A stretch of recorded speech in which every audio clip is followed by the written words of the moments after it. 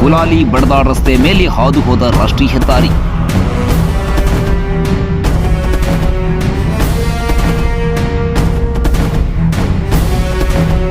ಜಮೀನುಗಳಿಗೆ ತೆರಳಲು ಬಡದಾಳ ಗ್ರಾಮದ ರೈತ ಪರದಾಟ.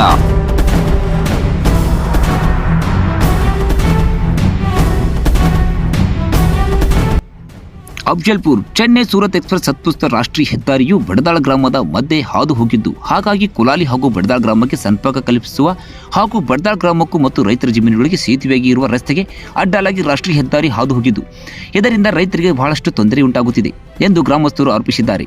ಕೂಡಲೇ ನಮ್ಮ ಜಮೀನಿಗೆ ಹಾಗೂ ಕುಲಾಲಿ ಗ್ರಾಮಕ್ಕೆ ಸಂಪರ್ಕ ಕಲ್ಪಿಸಲು ರಾಷ್ಟ್ರೀಯ ಹೆದ್ದಾರಿ ಪ್ರಾಧಿಕಾರದವರು ನಮ್ಮ ರಸ್ತೆಗೆ ಸೇತುವೆ ನಿರ್ಮಿಸಿಕೊಡಬೇಕು ಎಂದು ಯುವ ಮುಖಂಡ ಹಾಗೂ ಕರ್ನಾಟಕ ರಕ್ಷಣಾ ವೇದಿಕೆಯ ಕಾರ್ಯಕರ್ತ ರೇವಣಸಿದ್ ಕಲ್ಶೆಟ್ಟಿ ಆಗ್ರಹಿಸಿದರು. ಈ ಸಂದರ್ಭದಲ್ಲಿ ಜಯಾನಂದ್ ನಿಲಂಗಿ, ಶಾಂತಪ್ಪ ಮಂಗಳೂರು, ರಾವುತಪ್ಪ ಸಾಲೇಗಾಂವ್, ಸುರೇಶ್ ನಿಲಂಗಿ, ಶ್ರೀಸೈಲ್ ಮಂಗಳೂರು, ಸಿದ್ದಣ್ಣ ನಿಲಂಗಿ, ಹುಲಪ್ಪ ನಟಿಕರ್, ಹನುಮಂತ್ ಮಂಗಳೂರು, ಶರಣು ನೀಲ್ಸಂಗಿ ಸೇರಿದಂತೆ ಅನೇಕ ಉಪಸ್ಥಿತ ಗ್ರಾಮಸ್ಥರು ಉಪಸ್ಥಿತರಿದ್ದರು. 9400 ಇದು ಬಡದಾಳ್ ಟು ಕುಲಾಲಿ ರೋಡ್ ಅದ.